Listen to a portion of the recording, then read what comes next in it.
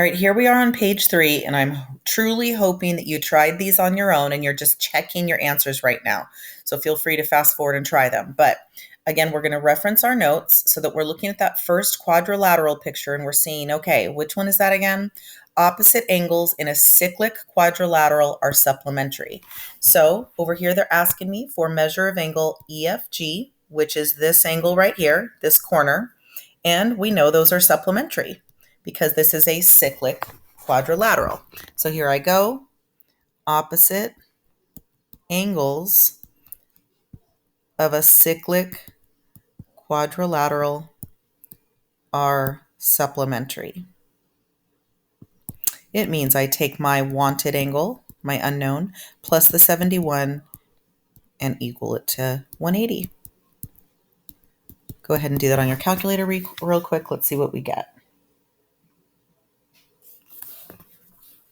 Did you get 109 degrees? Awesome. All right, next one is the same thing, but it's got some variables.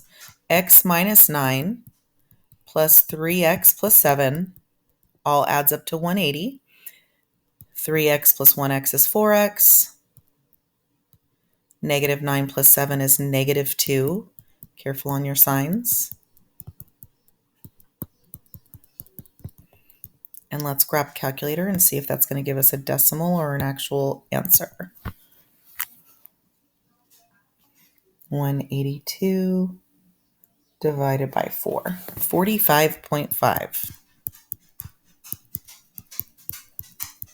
No rounding was necessary, so we can just say equals. Okay, so the reason again, opposite angles of a cyclic quadrilateral are supplementary.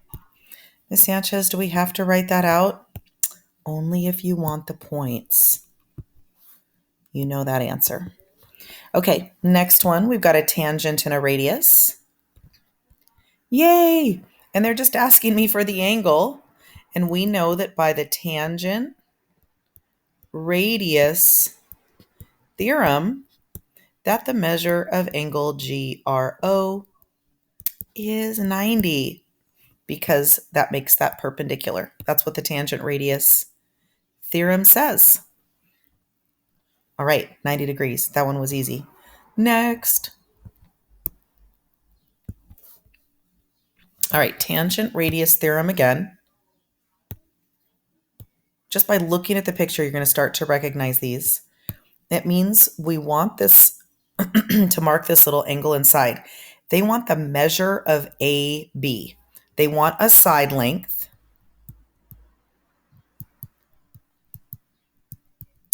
And how can we find a missing side in a right triangle if I have an angle and a hypotenuse? You got it. We're pulling in our trig skills. Okay, so we have angle of 48 degrees and we have a hypotenuse and we want this opposite of the 48. Do you see that? So we're going to say sine of 48 degrees is equal to opposite over hypotenuse. And now you're going to need to grab a Desmos.com or a yellow calculator right now to do 20 times the sine of 48 in your calculator. Grab that and try it.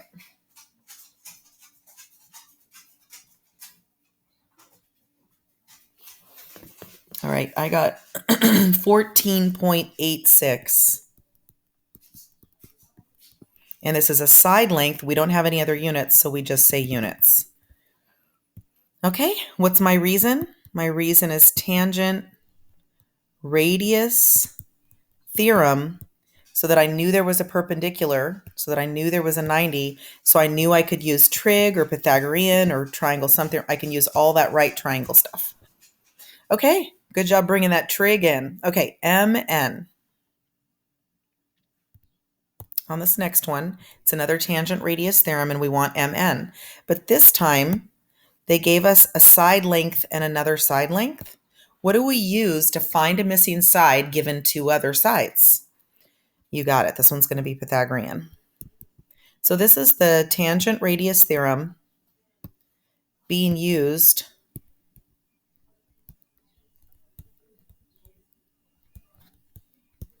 just to tell us that this is a right triangle, and then we have all these options for right triangles. So we're going to use Pythagorean theorem in this one.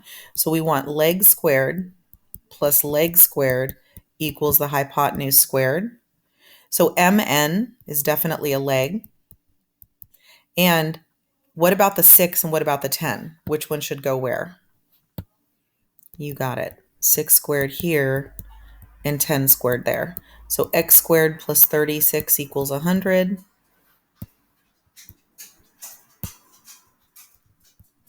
That means it's x squared equals 64. Square root both sides. And we're getting that our side length is 8 units long. So what do we use on that one? After we knew about tangent radius theorem, that it was a 90-degree angle, we can use Pythagorean to find the missing side. Good job. All right, this next one, I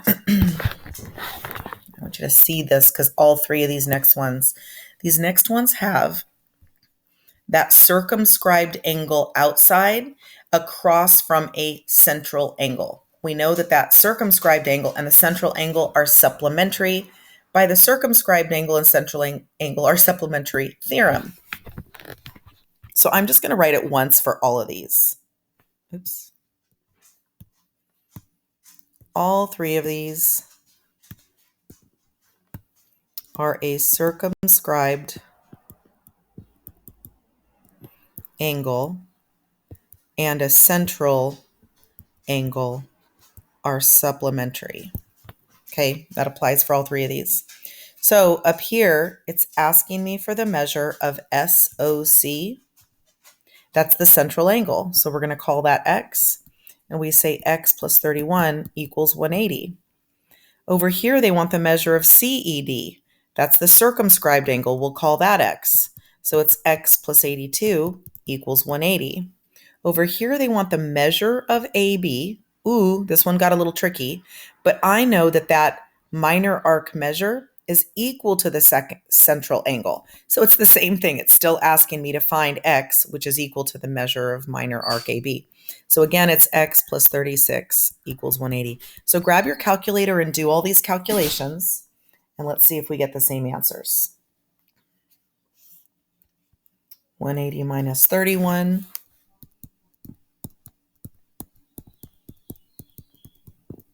Degrees.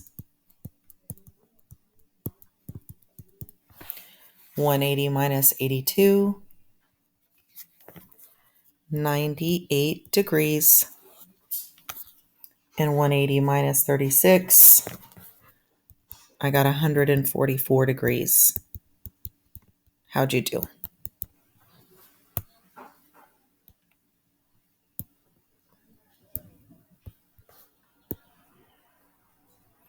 And just to be clear on this last one, we found the measure of this angle, but we know that central angle